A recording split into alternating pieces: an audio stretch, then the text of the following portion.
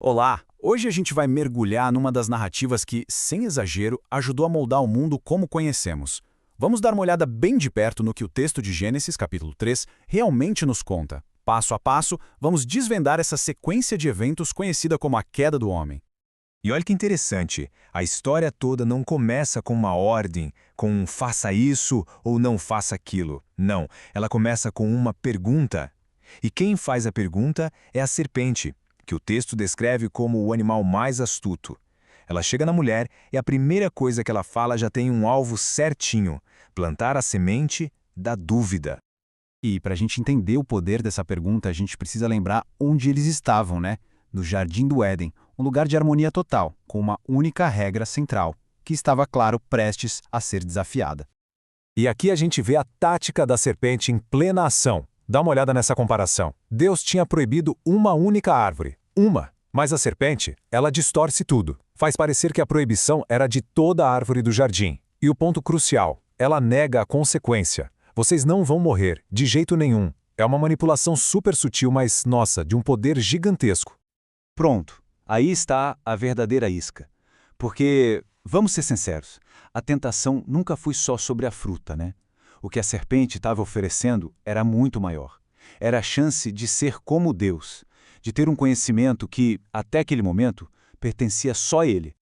Então, com a dúvida já plantada e essa promessa tentadora na mesa, a narrativa chega no momento da decisão. O foco agora se volta todo para a mulher e para as consequências imediatas da escolha que ela está prestes a fazer. E é interessante notar que o texto nos mostra que não foi uma decisão impulsiva, sabe? Foi algo pensado, racionalizado em 3 etapas. Primeiro, o fruto parecia bom. Segundo, era bonito, agradável de olhar. E terceiro, o mais importante de tudo, parecia o caminho para obter a tal sabedoria.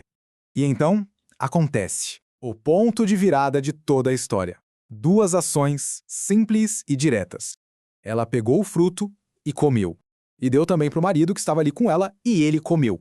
O texto narra isso de forma super factual, sem rodeios. Aconteceu. O resultado é imediato. Acontece por dentro. Aquela inocência toda some. No lugar, entra uma consciência nova, meio chocante. De repente, eles se dão conta de que estão nus e sentem vergonha. A primeira reação é tentar se cobrir. E aí vem algo totalmente novo, o medo. Pela primeira vez, eles se escondem de Deus. Nisso, o clima da história muda da água para o vinho. Aquela paz toda do jardim já era. Deus chega. E o que vem a seguir não é um encontro amigável, é uma confrontação. A primeira pergunta de Deus ecoa pelo jardim. Onde você está? Mas vamos pensar. É claro que ele sabia onde eles estavam, né? A pergunta não é sobre a localização. É um convite à confissão. É o início da chamada à responsabilidade. A resposta do homem já entrega o jogo todo. Ele conecta a voz de Deus a um sentimento novo, o medo. E por que o medo? Porque eu estava nu. Ele mesmo faz a ligação direta. Aí Deus vai direto ao ponto. Faz 2 perguntas que não deixam espaço para fugir. A primeira, quem te contou que você estava nu? E a segunda, a pergunta fatal. Você comeu da árvore que eu mandei não comer? Pronto, o cerco se fechou. O que a gente vê em seguida é aquele famoso jogo de empurra, né? A corrente da culpa. Quando confrontado, o homem não assume a responsabilidade. Pelo contrário, ele aponta o dedo e diz: "A mulher que você me deu". Olha só que sutil, ele não culpa só ela, ele joga a responsabilidade no próprio Deus. E a mulher segue a mesma linha. Ela admite que comeu, mas joga a culpa na serpente. A serpente me enganou e eu comi. E com isso, o ciclo de acusações se fecha. Fim do interrogatório.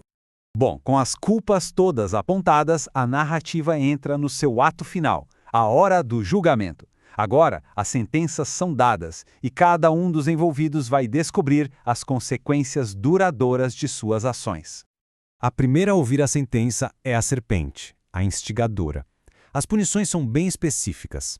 Uma maldição que a rebaixa fisicamente, a faz rastejar e cria uma inimizade perpétua entre a linhagem dela e a da mulher.